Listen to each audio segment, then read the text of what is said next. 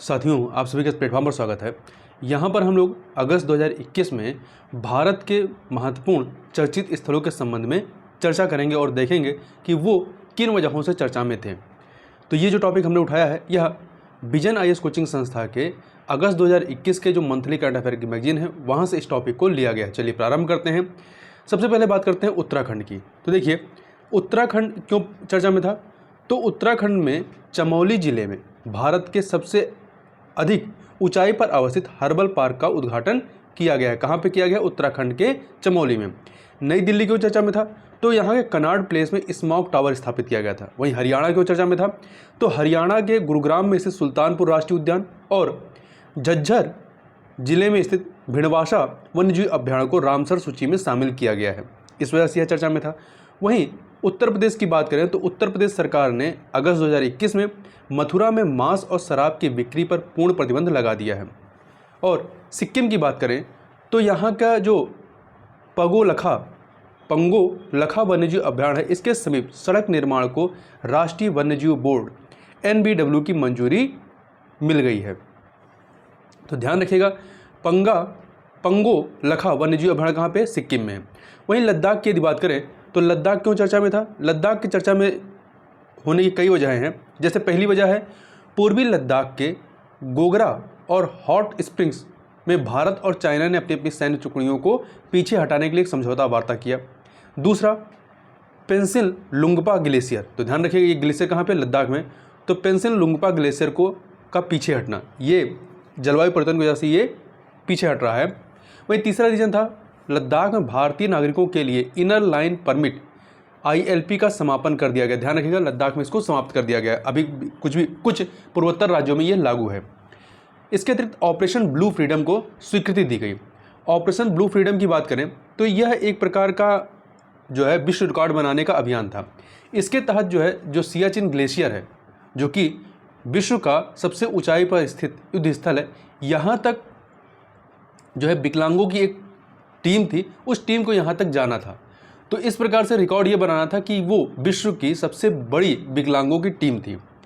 अगला है, राष्ट्रीय वन्यजीव बोर्ड द्वारा लद्दाख के चांगथांग वन्यजीव अभ्यारण्य के क्षेत्रों में सड़कों के निर्माण को मंजूरी दी गई। वहीं अरुणाचल प्रदेश की बात करें तो अरुणाचल प्रदेश सरकार ने अरुणाचल प्रदेश के जिले तवांग में टॉय ट्रेन प्रोजेक्ट के लिए पूर्वोत्तर सीमांत अर्थात north east frontier NF railway के प्रस्ताव को मंजूरी दे दी है।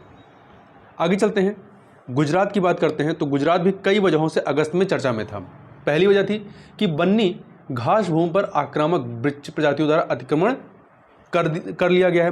वहीं दूसरा था थोल झील वन्यजीव अभ्यारण्य, जो कि अहमदाबाद में है, और बड़ोदरा का वाधवाना आर्द्रभूमि, इसको रामसर सूची में शामिल किया गया है। वहीं प्रधानमंत्री ने गुजरात के सोमनाथ में कई परियोजनाओं का उद्घाटन और शिलान्यास किया। इसके अतिरिक्त उड़े देश का आम नागरिक योजना के तहत गुजरात के जामनगर में क्षेत्रीय संपर्क आरंभ कर दिया गया है। मध्य प्रदेश की बात करें तो यहाँ पर बफर में सफ़र कार्यक्रम से राज्य को 26 लाख रुपए का राजस्व प्राप्त हुआ है। अब प्रश्न उठता है कि बफर में सफ़र कार्यक्रम क्या है? तो ये मानसून के समय में जो मध्य प्रदेश के राष्ट्रीय उद्यान हैं या अभ्यारण्य हैं, वहाँ पर पर्यटकों को आने के लिए आमंत्रित करने के लिए यह एक अभियान चलाया गया या कार्यक्रम है, बफर में सफ़र। महाराष्ट्र की बात करें तो महाराष्ट्र चर्चा में इसलिए था कि महाराष्ट्र के औरंगाबाद में वृक्ष बंधन परियोजना आरंभ की गई है। तो ध्यान रखिएगा, वृक्ष बंधन परियोजना ये जनजातीय कार्य मंत्रालय और आर्ट ऑफ लिविंग की साझेदारी के साथ इसको प्रारंभ किया गया है औरंगाबाद में। इसके तहत 1100 जनजाति महिलाएं रक्षाबंधन के लिए देशी पेड़ों के जो बीज होते हैं, बीज उससे राखी बना रही हैं। तो यही है आपका वृक्ष बंधन परियोजना। आगे चलते हैं, अगला है आपका छत्तीसगढ़। तो छत्तीसगढ़ में देखें, छत्तीसगढ़ सरकार ने शहरी क्षेत्र में और सीता नदी उदंती टाइगर रिजर्व के मुख्य क्षेत्र अर्थात कोर एरिया में सामुदायिक वन संसाधन अधिकारों को मान्यता प्रदान की है।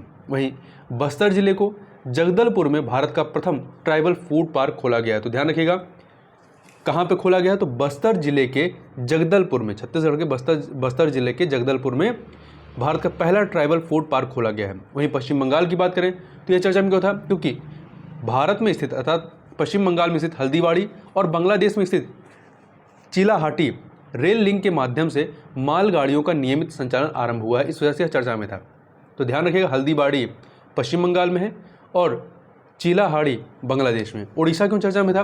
तो INS खंजर ये गोपालपुर के विरासत तटीय पत्तन पर रुकने या ठहरने वाला भारतीय नौसेना का प्रथम पोत बन गया है। वहीं आंध्र प्रदेश की बात करें तो आंध्र प्रदेश में पुली चिंतला बांध के गेट के टूट जाने के उपरांत यहाँ पर बाढ़ की चेतावनी जारी की गई है।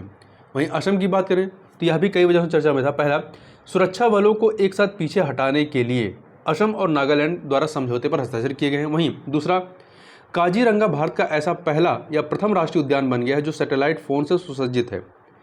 इसके अतिरिक्त पर्यावरण, वन और जलवायु परिवर्तन मंत्रालय ने असम स्थित दीपोर बील वन्यजीव अभ्यारण्य के क्षेत्र को इको सेंसिटिव जोन के रूप में अधिसूचित किया है। वहीं मणिपुर की बात करें तो मणिपुर के एक आकांक्षी जिले चंदेल में एक विज्ञान संग्रहालय की स्थापना की गई। कहाँ पे? मणिपुर में। मिजोरम की बात करें तो पुलिस बल तथा वन रक्षकों को अशांत अंतर्राज्यीय सीमा से दूर करने के लिए मिजोरम और असम ने एक सीमा या समझौते पर हस्ताक्षर किए हैं। वहीं अंडमान निकोबार की बात करें तो देखिए, कुछ ग्रेट अंडमानी जनजाति को कोविड-19 महामारी के विरुद्ध उनकी सुरक्षा सुनिश्चित करने के लिए स्टेट द्वीप में उनकी जनजातीय बस्तियों में स्थानांतरित कर दिया गया है। ठीक है, तो ये कुछ महत्वपूर्ण स्थल थे, चर्चित स्थल थे, जिनके बारे में हमें पता होना चाहिए, जिनसे परीक्षा में प्रश्न बन सकता है। तो इस वीडियो में बस इतना ही। मिलते हैं नेक्स्ट वीडियो में, तब तक के लिए बहुत बहुत धन्यवाद।